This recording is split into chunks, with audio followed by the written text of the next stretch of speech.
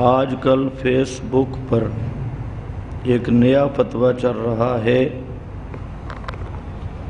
کہ 3 طلاق یہ 1 طلاق ہے۔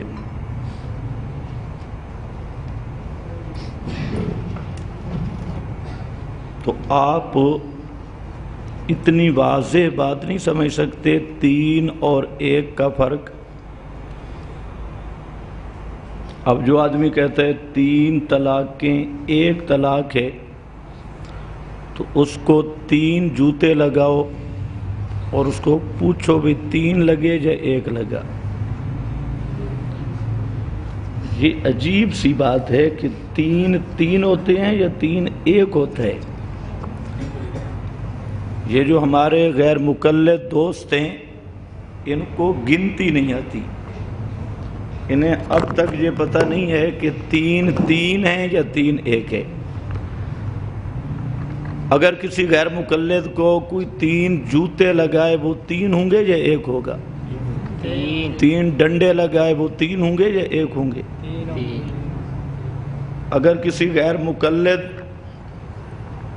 نے کسی سے 3000 قرض لینا ہو وہ 1000 دے دے تو قرضہ ادا ہو جائے گا؟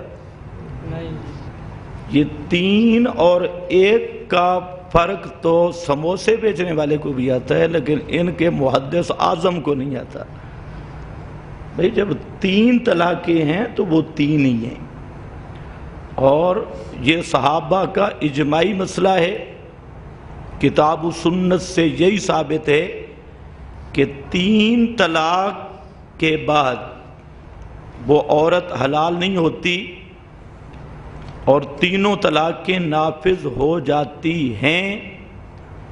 سب صحابہ، جمہور اہل سنت والجماعت کا یہی فتویٰ ہے۔ اہل تشیع، قادیانی اور غیر مقلد یہ 3 جماعتیں ہیں جنہوں نے گنتی یاد کی ہوئی نہیں ہے۔ تو ان مولویوں کو پہلے تو پہاڑا یاد کرانا چاہیے تاکہ ان کو اچھی طرح گنتی آ جائے۔ انہیں یہ بھی سمجھ نہیں آ رہی کہ 3 ہے یا 3 1 ہے۔ انہوں نے 3 کو 1 بنایا ہوا ہے۔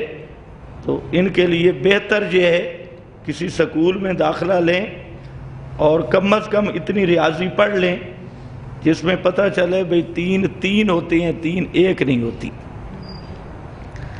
غزوہ خندق میں مرحب، بھائی پرچی لکھو جس کا کوئی سر منہ ہو۔ غزوہ خندق کہاں اور مرحب کہاں؟ خدا کے بندے، مقابلہ ہوا تھا فیس بک پر، کوئی کام کا سوال۔ آج مختصر یہ نشست ہوگی، مہمان آئے۔ آج کل فیس بک پر ایک نیا فتویٰ چل رہا ہے 3 طلاق 1 یہ تو ہو گئی ہے۔ جسم مثالی کے بارے میں تھوڑا وضاحت فرمائے۔ جسم مثالی کے بارے میں زید الحسینی صاحب، پروفیسر زید الحسینی کی کتاب، اس میں انہوں نے لکھا ہے کہ جو جسم مثالی کا منکر ہے وہ معتزلی ہے۔ ایک وضاحت تو یہ ہے، اور انہوں نے کہا کہ جسم مثالی اہل سنت کے نزدیک ثابت ہے۔ یہ زاہد الحسینی وغیرہ نے یہ بات کی۔ ان لوگ یہ ان پڑھ لوگ ہیں بیچارے۔ جسم مثالی جو صوفیاء کی ایک اصطلاح ہے، وہ اسی جسم کثیف کے اندر جسم لطیف کو وہ جسم مثالی کہتے ہیں۔ اب یہ جو اہل بدعت ہیں ان بیچاروں، وہ اسماعیل محمدی ایک گزرا، اس نے مجھے رکا لکھا، اس نے کہا کہ جسم مثالی کس چیز کا بنا ہوتا ہے، پلاسٹک کا یا لوہے کا؟ تو میں نے اسے کہا کہ اسماعیل محمدی کا جسم مثالی گدھے کا بنا ہوا ہے۔ تو یہ بات خود حضرت تھانوی رحمۃ اللہ علیہ یا صوفیاء نے اس کی لکھا اور پھر وضاحت بھی کی ہے کہ جسم مثالی اسی جسم کثیف کے اندر جسم لطیف ہے. جس طرح روغن زید کی مثال دی، عرق گلاب کی مثال دی، وہ اسی کثیف جسم کے اندر موجود ہوتا ہے، جس کو نسمہ سے بھی بعض نے تعبیر کیا. یہ کوئی باہر کا چیز نہیں کہ لوہے کا بنا ہے یا پلاسٹک کا. مہمان کہہ رہے ہیں کہ اجازت دیں، مہمان تھوڑے سے ٹھہرے.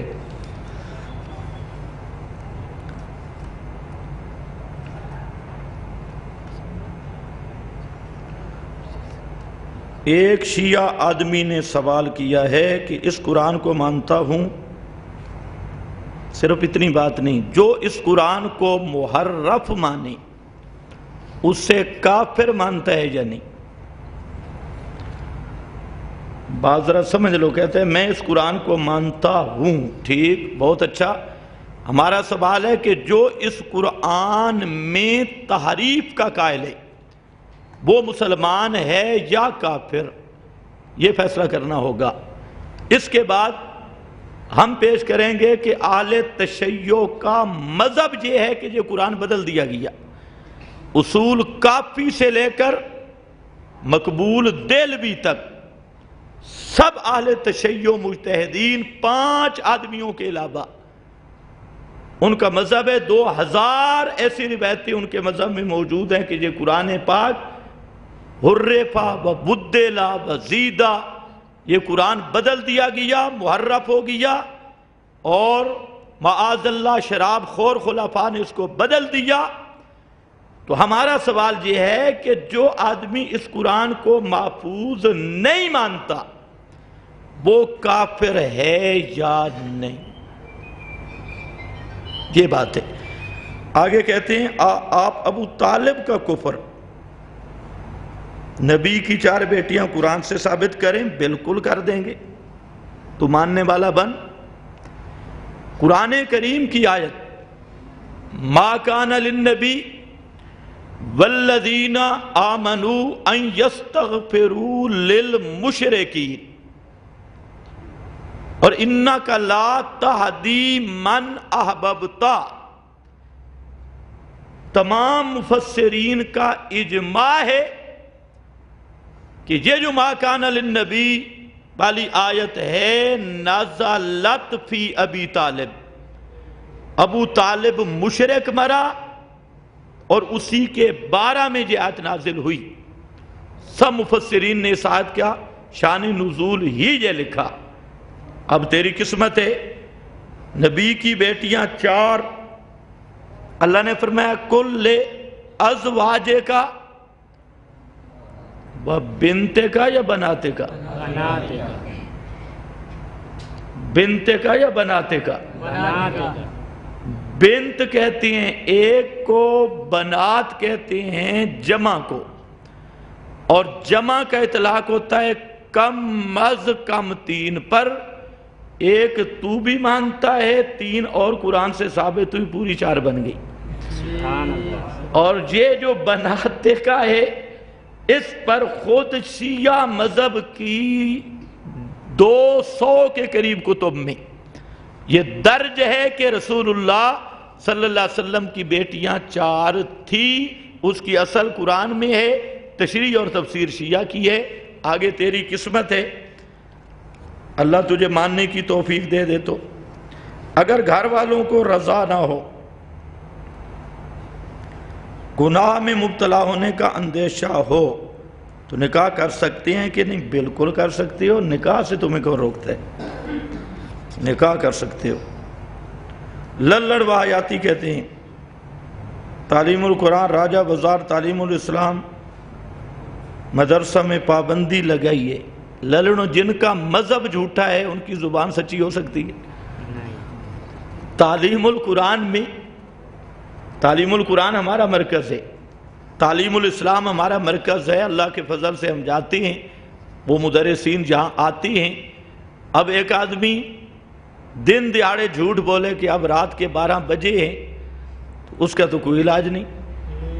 اور یہی بات آپ ذرا پوچھ لیں جو ذمہ دار ہیں تعلیم القرآن تعلیم الاسلام، تو پتہ چلے گا جن کا مذہب ہی کذب پہ مبنی ہے رات دن جھوٹ بولنا جن کی عادت ہے وہ اشخاص کے بارے میں سچ کیسے بول سکتی ہے؟ ہمارے علماء جہاد کا اعلان کب کریں گے؟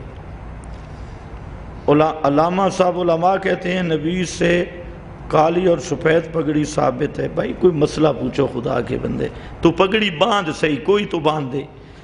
شرک پھیلی کا مرتکب جہنم میں ابدی رہے گا، بالکل اسی پہ مر گیا تو پکا جہنم میں رہے گا۔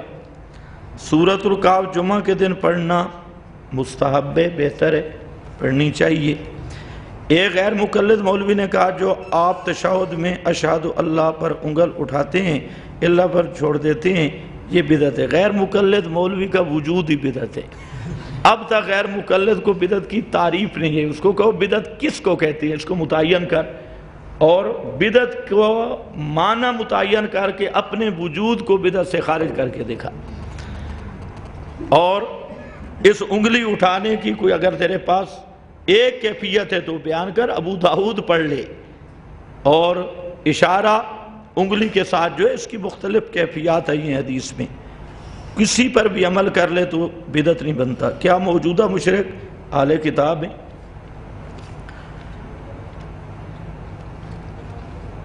تفسیر بیان کیا کہ مولوی صاحب بھائی واقعات نہ لکھو، کوئی مسئلہ لکھو، نظریات پہلے ہوتے ہیں۔ پتہ نہیں یہ کیا پوچھتا ہے، یہ جس کو زیادہ شوق ہو نا تو بعد میں بیٹھتے ہیں، مہمان علماء کرام ہیں، اس لیے میں بالکل مختصر کر رہا ہوں۔ نبی صلی اللہ علیہ وسلم کا وجود اقدس یعنی وجود ان سے جو قبر میں پڑا ہے، اس پر لفظ میت کا اطلاق کیا گیا ہے یا نہیں؟ بالکل کیا گیا۔ اہل سنت والجماعت اور علماء دیوبند کی کن کتب میں حوالے موجود ہیں؟ بہت ساری کتب میں، آپ تشریف لے آئیں، آپ کو کتابیں بھی دکھا دیتی ہیں، حوالے بھی دکھا دیتی ہیں۔ شیعہ کہتے ہیں حضرت یعقوب نے ماتم کیا تھا کہ انما اشکو بسی و حزنی، اس کا نام ماتم ہے۔ حضرت یعقوب نے تو ماتم کا رگڑا نکال دیا، اور انما اشکو بسی و حزنی اللہ۔ اب شیعہ بیچارے عربی گرامر جانے کہ بسی و حزنی، چھوٹا غم ہو یا بڑا غم ہو، میں صرف اللہ کے سامنے اپنا غم رکھتا ہوں، مخلوق کے سامنے ظاہر ہی نہیں کرتا۔ تو حضرت یعقوب نے تو صبر کی مثال قائم کی۔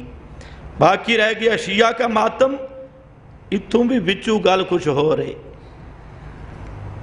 شیعہ غم حسین میں نہیں ماتم کر رہا، یہ آپ کو دھوکہ دیا ہے۔ آپ خود دیکھیں 10ویں تک حضرت حسین زندہ ہیں تو شیعہ نے یہ رو رہے ہیں، ماتم کر رہے ہیں۔ 10ویں کو حضرت حسین شہید ہوئے تو شیعہ نے رونا چھوڑ دیا۔ رونے کے بعد ماتم ہونا اگر جائز ہوتا تو بعد ہونا چاہیے یا پہلے؟ 10 محرم تک حضرت حسین زندہ ہیں، یہ ماتم کر رہے ہیں۔